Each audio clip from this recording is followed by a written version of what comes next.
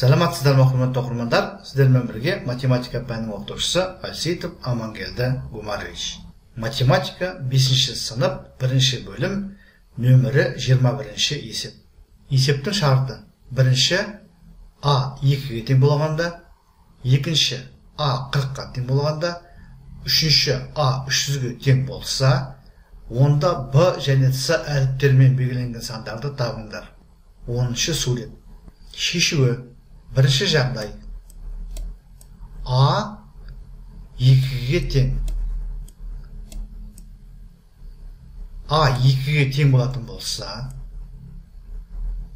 қараңыздар,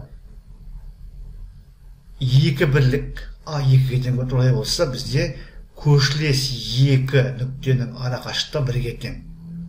Олай болса, мына нүкте 3 болады, мына нүкте 4, келесі 5, одан кейін 6, одан кейін 7 болады. Яғни А 2-ге тең болса, бізде Б 4-ге тең екендігін суреттен көріп отырмыз. Тап осылай С 7-ге тең. Екінші пункт: А 40-ға тең. А 40-ға тең. Бізде қараңыздар, 1 үлес, 2 үлес, 2 үлес 40-ға тең болып тұр. Олай болса, бізде 1 үлес, яғни 2 көршілес нүктенің ара қашықтығы 40-тың жартысына тең. Яғни 20-ға тең болады. Олай болса, 20, 40, 60, 80, бұл нүктесі 80 болып тұр. Тағы 20 қосамыз 100, 120, 140. Яғни бұл жағдайда С нүктесіне 140 саны сәйкес келіп тұр. Яғни екінші жағдайда Б 80-ге тең, ал С 140-ға тең. 140. Үшінші пунктта А 300-ге тең. Жоғарыдағыдай қараймыз. Бізде қараңыздар, 2 бірлік. Бұл біздің жағдайымызда 300-ге тең болып тұр. Олай болса, көршілес 2 нүктенің ара қашықтығын табу үшін 300-ді 2-ге бөлеміз. Сонда 150 шығады. Сонымен бұл жағдайда көршілес 2 нүктенің ара қашықтығы 150-ге тең. Бізде А 300-ге тең болып тұр.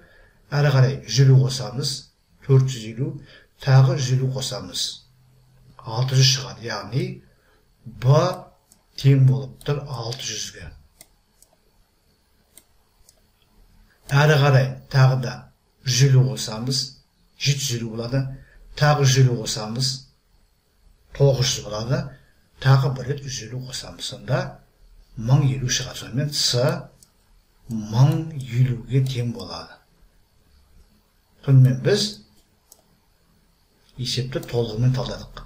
Сонымен, құрметті оқырмандар, біз бүгінгі сабағымызда Әбілқасымова бастаған авторлар тобы жазған 5-ші сыныпқа арналған математика оқулығының 1-ші бөлімінің нөмірі 21-ші есебін толығымен талдадық. Бұл жерде координаталық сәуле бойындағы нүктенің координатасы тақырыбын талдадық. Есептің шартында берілген мәндерді қолдана отырып, барлық сұрақтарға толығымен жауап бердік. Сіздерге барлығы түсінікті болды ғой деп ойлаймын. Егер сұрақ болса, комментарийға жазыңыздар. Мен әдеттегідей әрбір сұраққа ұсыныс пікірге ескертуге, уақытымен және нақты жауап беруге тырысатын боламын. Зейін қойып тыңдағандарыңыз үшін көп рахмет. Келесі кездескенше.